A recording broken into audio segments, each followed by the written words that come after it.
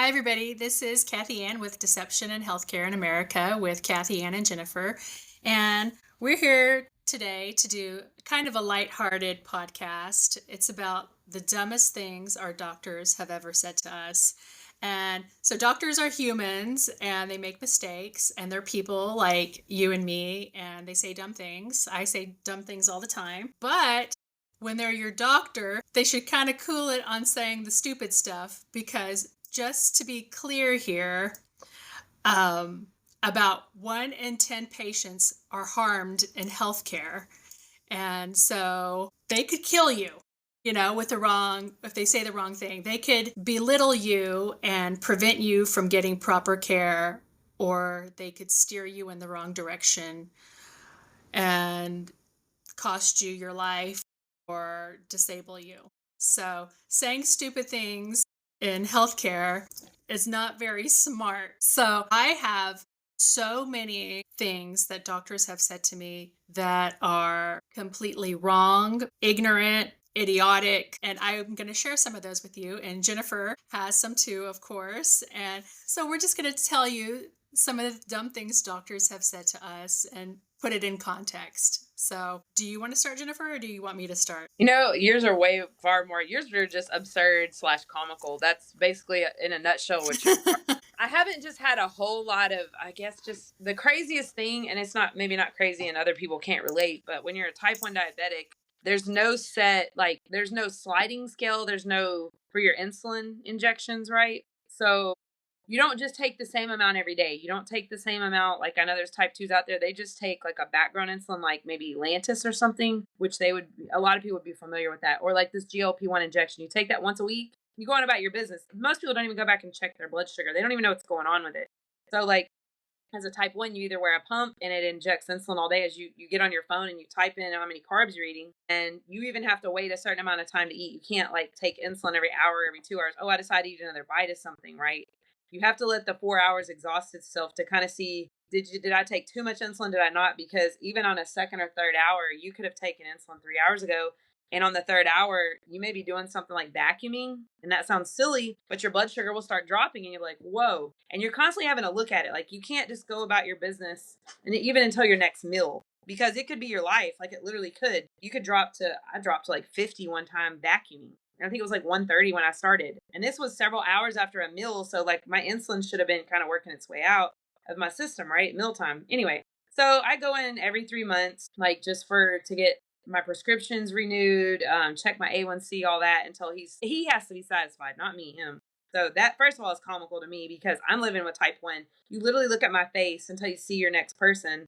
You don't know what's going on with me. And type 1 is to the point where you can't call them and say, hey, today is worse, or this afternoon, do I need to adjust you have to figure this out, right? You have to figure out how much insulin you need all day long and all night.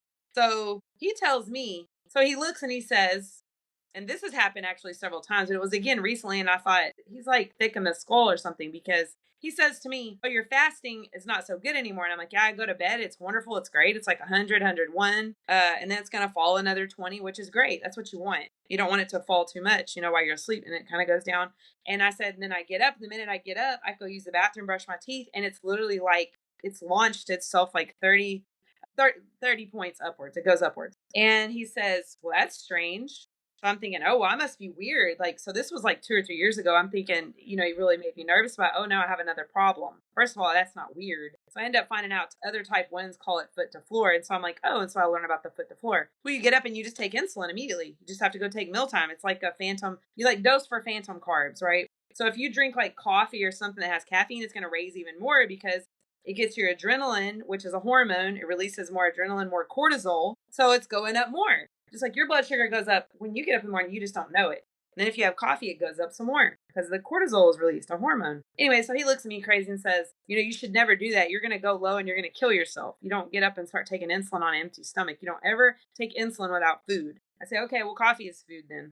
So he just kind of gets irritated with me, right? So then he says, okay, well, tell me about your breakfast. And this conversation has been had at least 3 times over the last 4 years I've seen him, just him. I had the other endocrinologist I had for like 18 years didn't work out. He was just off his rocker. Like some of the people that you see, I just can't handle that anymore. But anyway, so this guy, he asked me, okay, so what's your breakfast?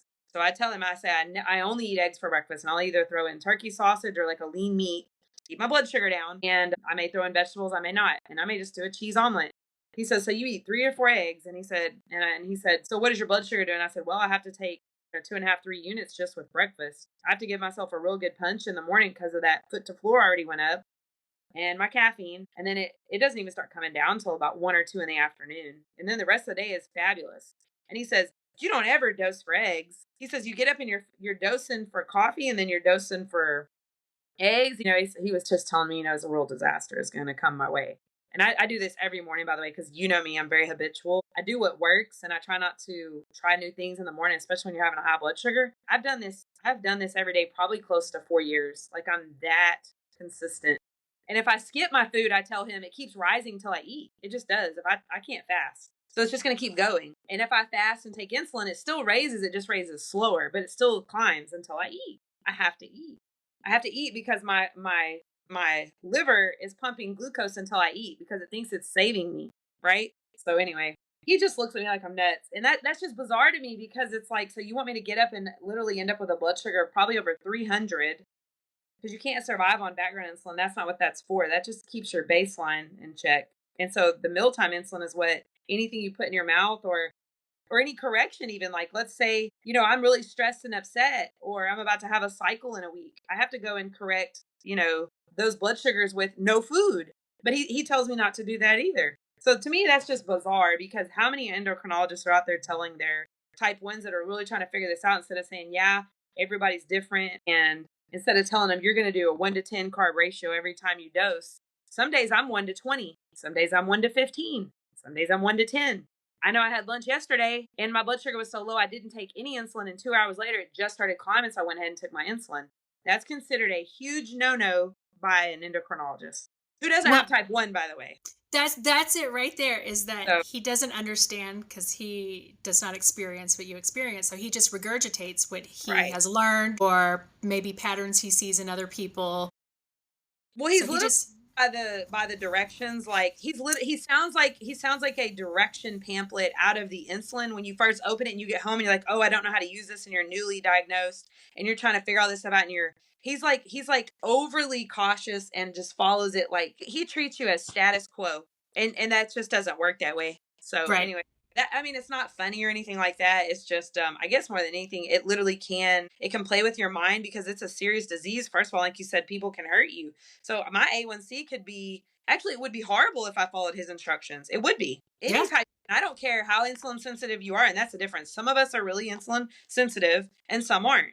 And it doesn't matter how much you weigh. It's more to do with your activity and what the type of food that you decide to eat. If you eat a really high fat diet, you're not going to be as insulin sensitive. So you've got to figure a way you almost have to take half your insulin up front and then the other half like in an hour or two. And boy, you tell them this and their eyes get huge. They start, no, no, no, that's so dangerous. Don't do that. Okay, well, I'm going to let my blood sugar climb to, up in the upper 200s, 300s, wherever someone's will go. And then it's time to eat again. So then I'm overcorrecting for eating it, and like it just never ends. And you never actually get it down, by the way. I've done that. And you talk about stressful, and then the stress, then your blood sugar goes higher. So if you listen to these people, yeah, they can do more harm than good, for Yeah. sure. So yeah, I mean, that's dangerous. He's just regurgitating, like you said. He's just like reading it. And yeah. Friend, it's not even that he gets me low or keeps me low. They will keep you high, because being high, you're doing damage and you're not going to pass out somewhere. You're not going to have a seizure unless you're like going way up in the, 4, 5, 6, 700s in the danger zone. But it's like they know how to keep you right between like 180 and 250. Most type 1s, they know how to do that. Who in the world should walk around with the blood sugar that high? So all I'm saying is like he doesn't put you in the danger zone of lows. They put you in the danger zone of highs. And also, I will tell you, for every high, like really high you have from eating like a high carb, high glycemic meal, just because you want to do that and you're even on top of it, every high has a low. What goes up must come down. And I don't mean like a steady high. I mean like a hard high. Every high, it must come down. I mean, that is across the board. So that's kind of where that's a little bit dangerous, because if you eat like I do, if he shoots me to 230, because he tells me I can eat whatever I want to, by the way, go have pizza, just take 5 or 6, 7 units of insulin, or 10, whatever you need. Okay, what do you think is going to happen in 4 or 5 hours? It's going to like probably drop in the 30s. Well, So anyway, that that's all I've got. That's all I've got. It's pretty crazy, but I just think it's just stupid to tell somebody you don't take insulin unless you're eating the way he tells you to eat. That's the only time you take your insulin. And the rest of the time, you shouldn't be taking insulin. Well, I'm going to piggyback off yours because one of the stupidest things a doctor has ever said to me is actually very similar to what you said because I had gestational diabetes. And so I'm going to tell you what they told me. So they said I should eat the standard American diet because it's the healthiest for my baby. They said that grains and carbs have like folic acid and it's essential. And I argued that I could get my folic acid from healthier sources, and they said no. They said I need to eat pizza. I can have burgers. I have to eat rice almost daily. It could be brown rice, Well, but that's I because have to eat arsenic. rice. That's because you need a little arsenic in your diet. You didn't know that? I did not know that. Oh, okay. But so they said I have to eat the standard American diet because I wanted to eat low carb and I wanted to eat like closest to the source of the food. And they said, no, I couldn't do that. And also, they said that while I had gestational diabetes, I was to stop all exercise. And she told me to stop the exercising because it's cheating. And what she meant by cheating was that I was lowering my Manipulating your my blood. blood sugar. I was regulating it myself and I needed to come to the fact that I have diabetes and there's nothing I can do about it and I should eat the standard American diet, stop exercising and take the insulin. Those were my directions. I said no.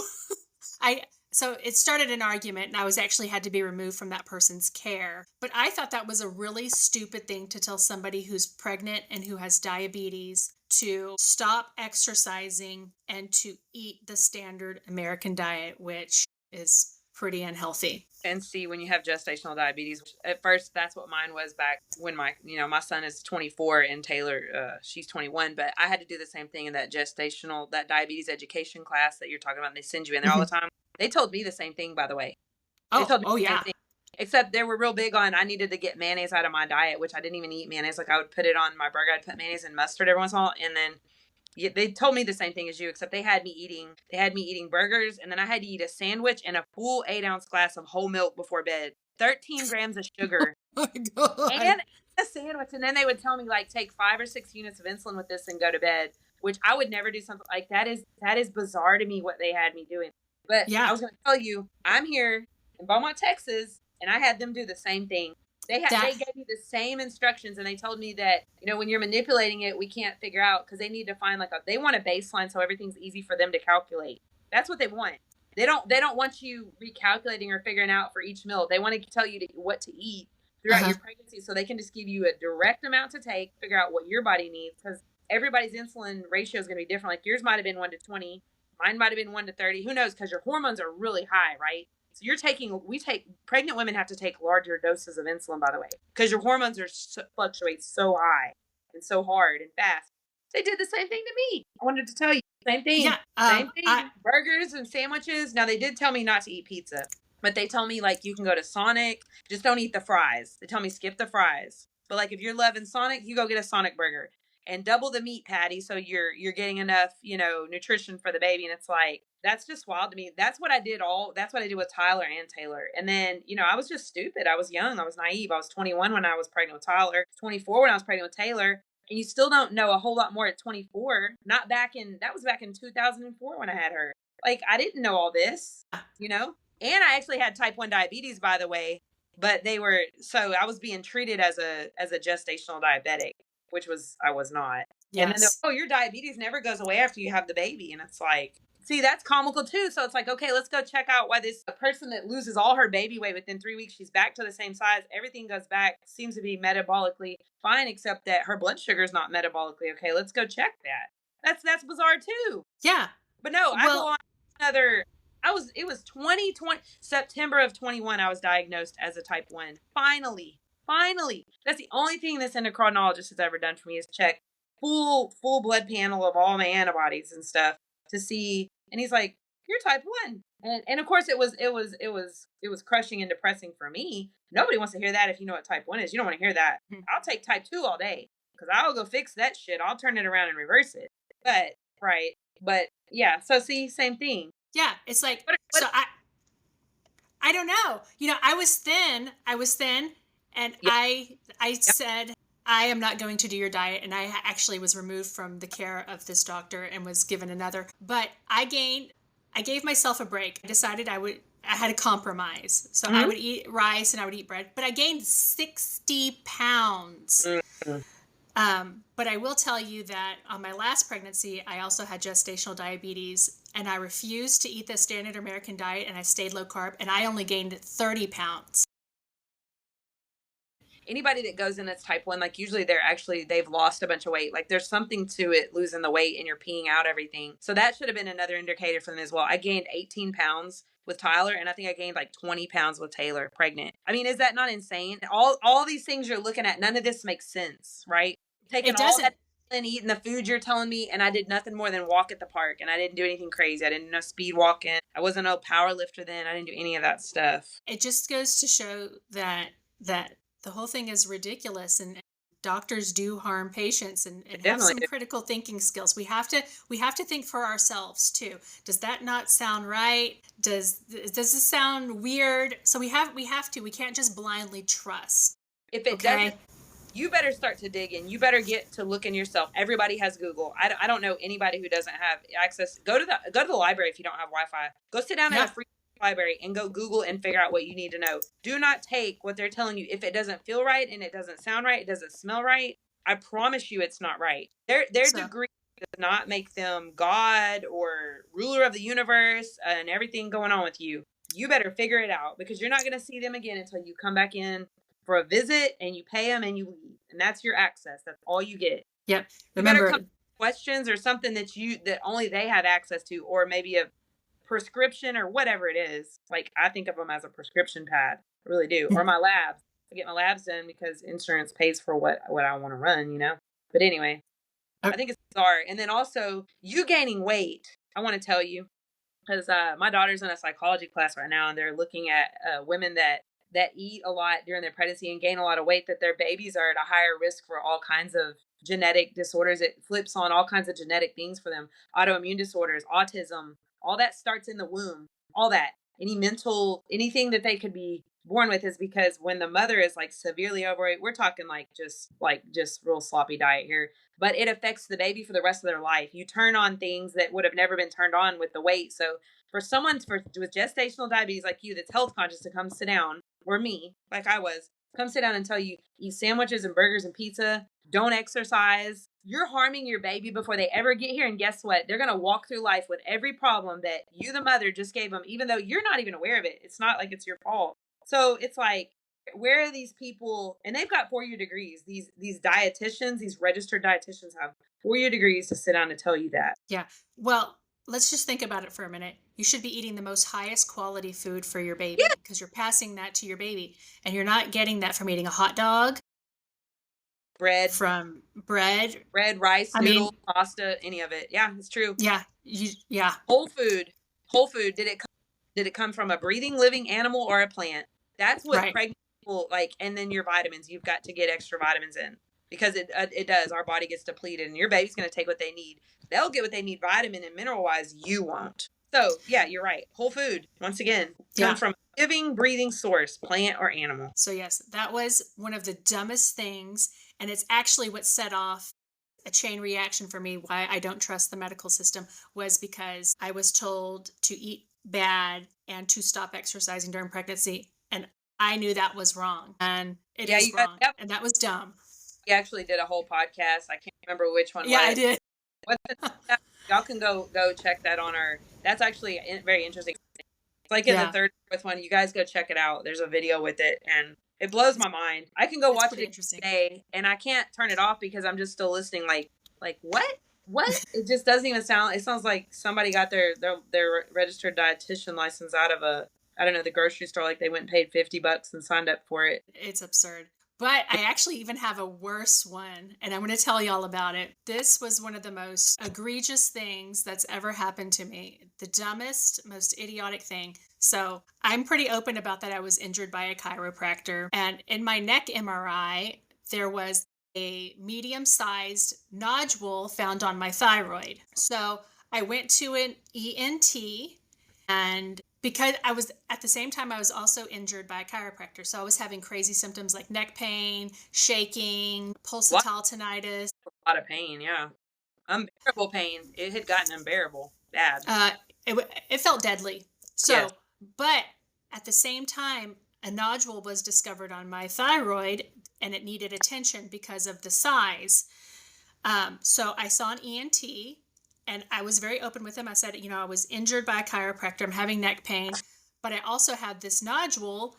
And so I was telling him that it could be a factor in some of my neck pain because actually some of the nodules can press on your spine, Right. which can cause neck pain. You were definitely the pain source, is what you were doing. Yes, I was Yeah. trying to figure out where the pain, Yeah. what Root I cause. know I was. Yeah. Well, she manipulated my neck, and you don't know what kind of things she moved around in there, You And got in the I'm neck. and people have thyroid cancer. I mean, you can have thyroid cancer in your nodule, and it affect. I had Hashimoto's, and all these things are accumulating. So this is what the ENT said to me. He goes, "I think that this is psychological. I think that you saw that there was a nodule on your MRI and now you're scared and you're manifesting all of this," is what he said to me. And he said I needed to see a psychiatrist. So that was the dumbest thing. That's the line right there. You need to see a psychiatrist. You're manifesting this. Into your stomach, that was the farthest thing from the truth. Well, yeah, and my Yeah. husband was there, so he was a witness, and so Right. a mild argument ensued. But due to the size of my nodule, it had to be aspirated. So I had it aspirated, and it came back benign, and I was pretty happy about it. But no one would send me to an endocrinologist, so I ended up having to get new doctors. But I got sent to an endocrinologist finally after getting new doctors, and this is going to blow your guys' mind. Okay. It was a woman too, which I found that was fascinating. So yes, she's still my endocrinologist. I see her once a year, and she probably saved my life, but she recommended my thyroid be removed due to my symptoms and the size of the nodule. Yes. So I had it removed, and I had stage 1 papillary thyroid cancer. Let that sink in for a minute, because the ENT told me I was making it up, and I needed to see a psychiatrist. And I had cancer. If that doesn't blow your freaking mind, I don't know what will. Which is very similar to in line with, same thing that happened with your mom. Same kind of thing. And this happens to people all the time. It does. So once again, deadly information. So yes. So he would not send me to an endocrinologist, and he recommended that we watch it. So had I had listened to him, I would have cancer festering in my body. It really is crazy. And so Jennifer just mentioned my mom, and I just want to bring that up because we think that maybe I'm one in a million, but this is actually pretty common. It's very common. So my mom went to, and this will be probably the stupidest thing that was told to my mom, was that she had psychological problems and she needed to be on antidepressants and see a psychiatrist because she was having weird symptoms. She didn't feel she died. Right. Yeah, she didn't feel right. She didn't feel right. And she refused to take the medication because she said, I'm not crazy. There's nothing wrong with my mind. There's something wrong with my body. But the doctors, they bullied her, and they were a factor in her death, but they bullied her and they gaslit her. And she just felt she didn't have any options. They kept saying, you're crazy. You need to see a psychiatrist. There's nothing wrong with you. You're making it up. But guess what, y'all? She had colon cancer. So it was found at her autopsy. But I just want to show you how freaking dumb that is, that a doctor would accuse you of having a psychological problem, and meanwhile you have cancer festering in you. Now, you think that may not be common, but it happened to me, and it happened to my own mother. You guys, y'all are going to have to really use critical thinking skills. Yeah, you know if there's something wrong with you. Yes, just like your mom. I mean, how old was she? She was. She was 59. Okay, and so you think she's never had health problems, she's never had mental issues, she's just like basically just like your normal average, functioning human being, like nothing traumatic, nothing like that. And all of a sudden at 59, she decides something, like for them to tell her Well, that we'll say you're she not at the feeling time she was probably 56. We'll say she well, was 50, 57. okay, well Yeah. anyways, not a whole lot older than us, about 10 years older than us. Yeah, yeah. Like it's like you don't even have any of the issues we've had, nothing, but all of a sudden you're like something isn't right, and you go and you start seeing a doctor, and that's the first thing they tell you. That's wild to like discredit someone that, you know, none of this is real. You're just making this up. You just happen to be you're getting close to 60 or, whatever this person, however they rationalized it. It doesn't work like that. You know your body. You know your body, you know what you're feeling, all that. And yeah, I mean there's normal everyday stressors. There's moments in time where we might have a mental kind of blip or something like that, but to know something's wrong or to know it, to feel it, just like me, I knew I had more than type 2 diabetes, and I was told I had type 2 after the gestational. They're like, oh, well, you just have type 2 now. It just won't go away. And you saw I had lost all the weight. I did everything. And the more I did, the more time went by, the worse it got.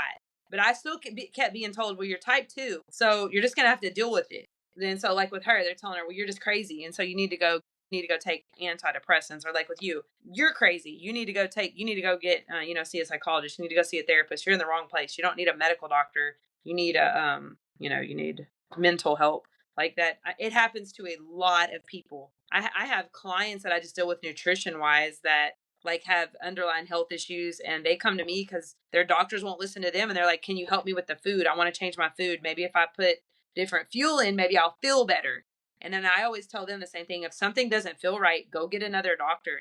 Go look up these labs for yourself. Go ask to have these looked at. Or like some doctors won't even do simple labs. I mean, blood work does so much. Like with you, your white blood cells or red blood cells, something had to be off. When you have cancer, there's certain red flags in the blood.